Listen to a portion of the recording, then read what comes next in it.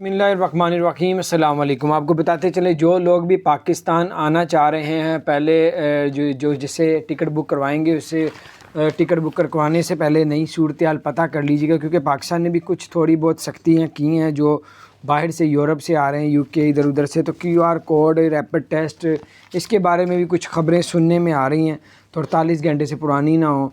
तो अब यह है कि जो भी ट्रैवल कर रहा है पहले लेटेस्ट अपडेट ले, क्योंकि साथ साथ दुबई ने UAE ने जो है वो ट्रांजिट वीज़े पे भी PCR टेस्ट को लाजिम करार कर दिया। ट्रांजिट वीज़ा भी आपको तब मिलेगा या उधर तब जा सकेंगे जब आपके पास 48 घंटे से पुराना PCR टेस्ट ना हो। और ये जो है वो आपको बताते चलें, क्योंकि कोरोना की सूरत हाल दिन ब दिन 3 हफ़्ते पहले 300 केस थे, 3 हफ़्ते बाद आज के दिन 2700 से ऊपर जो है केस कोरोना के UAE में सामने आ चुके हैं।